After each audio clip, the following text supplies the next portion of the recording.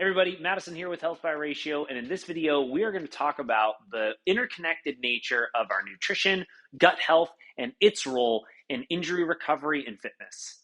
HBR's holistic health and fitness system consists of licensed physical therapists, orthopedic movement specialists, corrective exercise coaches, and nutrition coaches that work 100% online with our clients to create truly holistic programs so that they can resolve lingering injuries and chronic pains to move back towards the active, abundant, and fit lives that they love to live.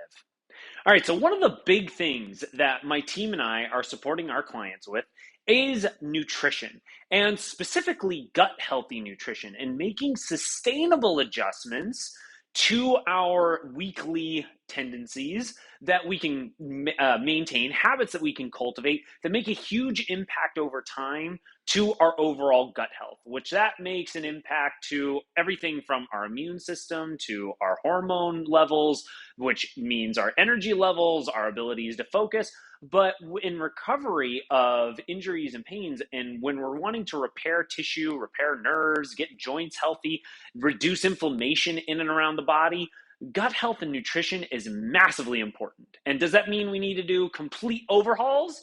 Not for most of us, no, that's not the case, but it's just small tweaks here and there. It might be changing up the ratios of what we're eating. Maybe we're eating one too many servings of X and too few servings of Y, and we just need to change that around. Maybe it's the brand of what we are using. We might be having a really healthy dressing, but the brand is using crappy ingredients and preservatives and sweeteners and that kind of stuff. So we just need to find a better condiment type thing from a better brand.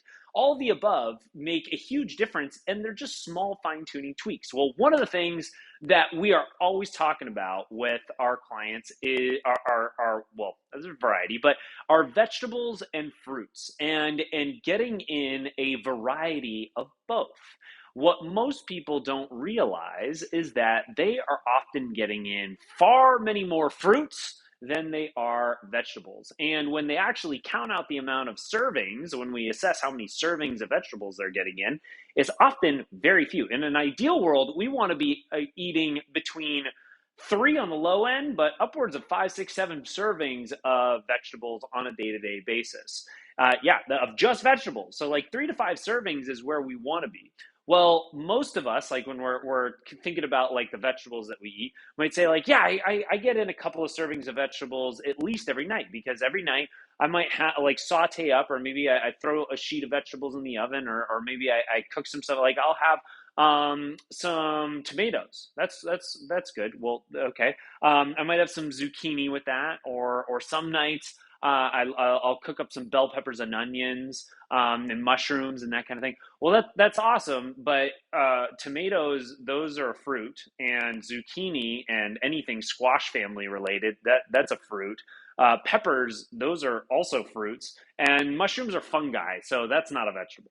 Not to say that mushrooms and these fruit type vegetables that we think of as vegetables, but they're technically fruits. Not to say that they're bad for us and that we shouldn't be eating them, but they have a different makeup than typical vegetables. They're also often starchier than typical vegetables. They have more carbs. They also can spike blood sugar levels, even though they're quote unquote healthy, even though there's not tons and tons of like fructose in it.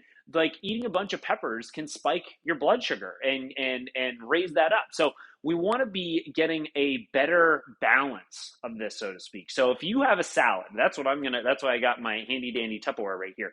If you eat salads and your thing is like, you might have some romaine, or maybe some spinach or whatever, you make a spinach salad, romaine salad, and then you throw on tomatoes, and then you throw on your, like I said, some peppers, maybe you throw in some nuts, maybe you get some chicken on there, or some tuna or something like that, some healthy type of protein, awesome. But in reality, that salad, you had the only vegetable on that was the spinach or the your romaine or whatever leafy green you used. And the challenge with that is that unless you are an insane human like me who eats a gigantic Tupperware, this is a Tupperware that probably could feed a family of 4. This is what I eat for lunch myself. But unless you're insane like me, you're probably not getting in even a full serving of vegetables there. Because if we look at, this is a full bag of spring mix, right? I got this from Trader Joe's, full bag of spring mix. This thing, the entire bag of this is 1.5 servings. The entire bag. My guess is that you probably use a third to a half of this at most. And so we're getting in, again, like a less than a serving of vegetables from that salad. And if that's our main source of vegetables for the day, then we've had less than a serving for the entire day. So how do we bolster this up?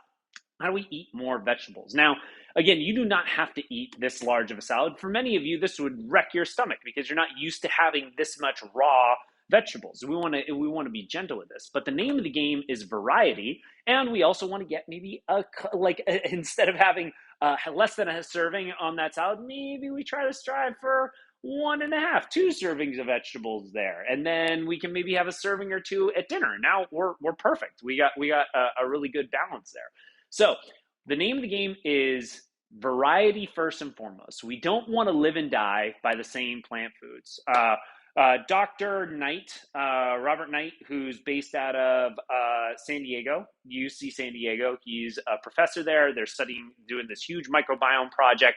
And they're basically trying to study what creates what are the factors that create the healthiest microbiomes, the healthiest gut flora of diverse gut in the body. And the number one factor that they're finding out is variety of plant foods. The more variety of plant foods we have, the better. So this is my secret on how I get in a bunch of servings of vegetables. I get in quite a few servings of vegetables, but a bunch of different variety of vegetables, because each of these have different nutrients. They have different fibers. They have different phytochemicals. They have different actual vitamins in them. Like they're different nutrient complexities. So I want a variety here. So what I do is I start off with a few different leafy greens. Right here, this is my romaine. I kind of use that as my base of this. You know what? Let's just put the rest of the bag in. Cool. So I got my romaine at the bottom of it. The next thing I'm going to do is I got some spinach right here. I'm going to throw a handful of spinach on top of this. Okay, good. Then we'll set that off to the side. Now I got that spring mix. This spring mix, we have the reason why I like spring mix is because there's organic baby lettuces, which consists of red, green oak leaf, organic tango, Lola Rosa, red and green leaf, organic butter. So right now we're already talking 5 or 6 different leaves there. It has organic red and green chards. That's another 2. It has arugula. It has radicchio. It has some spinach in here, kale, frizzy, all kinds of. There's like a dozen different leafy greens just in and of itself. So I can throw a big handful of that. I got a variety of different vegetables there. And just because I like arugula a little bit more, let's throw in maybe a little bit more on top of that. Because I like arugula just a little bit more, I want some more bitters. I have a bag of bitters, a bag of arugula. I'm going to throw that on top of my salad there. Okay, so now I got this big old mound of leafy greens. Again, you don't have to make this large, but you can still grab a small handful of each of these and mix them into whatever your Tupperware bowl is that you're using. But here's my foundation. This is my base point. The next thing is I want to add some other stuff to make this taste good, right? So I am a big fan in general of Primal Kitchens condiments, period. Like I should be a Primal Kitchens rep. I'm not, I have no affiliation to them, but I use everything Primal Kitchens, especially their dressings. You can't go wrong with them because they add no sugar. They only use high quality, healthy oils and organic seasoning. So like this is their sesame ginger, and it consists of water, avocado oil, organic sesame oil, organic apple cider vinegar, organic distilled vinegar, organic coconut aminos, organic honey, organic ginger, mushroom extract, ginger powder, sesame seeds, sea salt, guar gum, coriander, and some more garlic and black pepper. All of that was organic. I just stopped saying organic. So it's all great stuff, natural stuff. So I can't go wrong. And they have every kind of dressing you could ever want, from ranches to Thousand Island to balsamic vinaigrette. Like anything you want, you can get it from them. And it's a healthy, guilt-free version of it. Okay, so I give myself a healthy amount of that. Now, what else am I going to throw on here? Well, I can go now with some nuts. Let's do that because I already have a variety of different vegetables on here.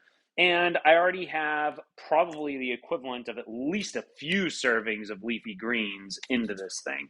So I threw on some walnuts to get some healthy fats. I also like adding in a variety, so I throw some pine nuts on here. Okay. And then I also have some Brazil nuts. Okay, that's cool. Throw those on there. Again, we want variety of plant foods. Even though nuts aren't a vegetable, these are a plant food and they're healthy fats. And then I'm going to throw on, I personally love olives on my salads. So I'm going to add some olives. My wife is weird. She hates olives. They literally make her want to throw up, which I don't understand. These things are delicious to me. But I'm going to throw on some olives. And then on top of this, I can add in even a little bit more vegetables if I'd like. So some things that we can do is we could throw on like some shredded carrots or like a broccoli slaw that's getting really popular in a lot of stores now. There's a lot of like pre-chopped just vegetables, period, that like bags of them or packs of them that you can grab and throw like chopped up celery and carrots and all that good stuff and throw them in the mix. Beautiful. If I wanted to throw some tomatoes on here and stuff like that, I obviously could. But one of the things that I like to do is I take leftovers. This was just cold leftovers from the night before. All we did was take a variety of different vegetables. We threw them on a baking sheet. We just opened up bags. We threw them on a baking sheet, threw some healthy oils over top, and then threw them in the oven at 325. Let them sit in there for about 45 minutes. So, and cooked them. They're like easy, no brainer. Well, now I take these and I dump this actually on top of my salad. And because they're cold, it's not a hot vegetable. It still keeps it a nice cold vegetable. And this has a variety of things. This has broccoli in it.